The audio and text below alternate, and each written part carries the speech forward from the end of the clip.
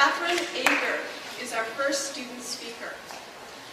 I was observing a forest and pond ecology class one night this past fall, and though I was there primarily to check in with our teacher, I noticed Kate as well. I noticed her eagerness to contribute, the curiosity behind her questions, her intensity, her intelligence. Kate has taken 5 classes with us, 3 of which were English. Her teachers have consistently commented on the quality of her writing, and she has maintained academic excellence in our program. Please welcome Kate Ager.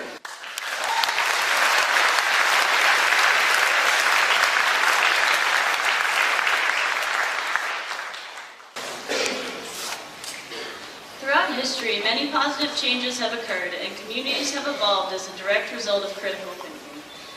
Critical thinking is about being both willing and able to evaluate one's thinking.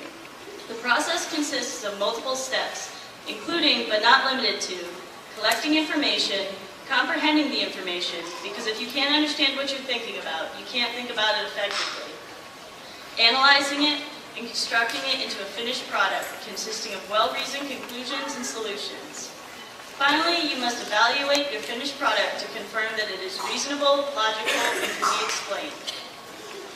Critical thinkers realize that no matter how skilled they are as thinkers, they can always improve their reasoning abilities, and they will at times fall prey to mistakes in reasoning, human irrationality, prejudices, biases, distortions, uncritically accepted social rules and taboos, self-interest, and vested interest.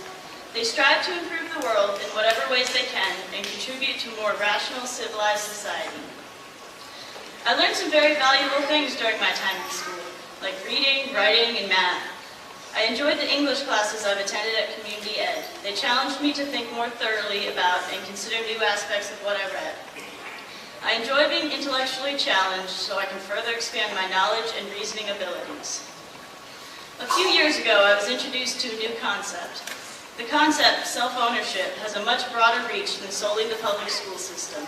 But as I had been and would continue to be exposed to public school for multiple years, it was the perfect subject of consideration for me to use to explore the concept.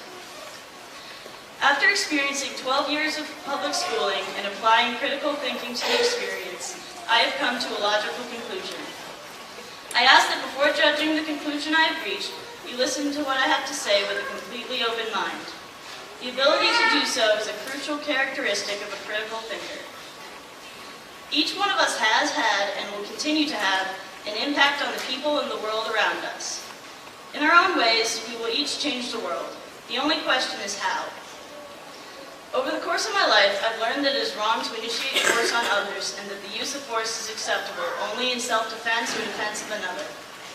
That sentiment has been reinforced by parents, teachers, and principals from the first day of kindergarten through today, as well as friends and even strangers. The majority of people in my life seem to encourage peaceful interactions and discourage actions such as physically harming or stealing from others. If I had to pick the most important thing I've learned thus far, it would be that the initiation of force is wrong, regardless of your age, gender, color, job title, or intentions. For those unaware, public school is funded primarily by taxation. Most people are forced to pay taxes. I say forced because even if you are one of the few people that truly desire to give a portion of their earnings to the government, you are doing so under the threat of coercion. It is not a voluntary interaction if you do not have the option of saying no without having force used against you. I very much dislike that my public school education was funded by so many that didn't want to. In addition, students cannot withdraw their attendance without substituting it with another form of government-approved curriculum. Even if those initiating force have what they believe to be good intentions, the use of force is still wrong. Herbert Spencer said that a man's liberties are nonetheless aggressed upon because those who coerce him do so in the belief that he will be benefited. I don't want anyone to have the misconception that I don't think education is important. Education is the most important and most powerful tool to change oneself and the world around us.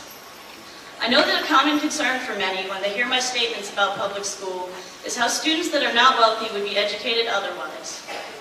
I could suggest a slew of alternatives to public schooling, such as community schools that are funded voluntarily, or unschooling, which allows children to learn through their natural life experiences. All interactions ought to be voluntary, even if that means having to be more creative about finding solutions and ways of achieving things that you need or want to see in your life and your community.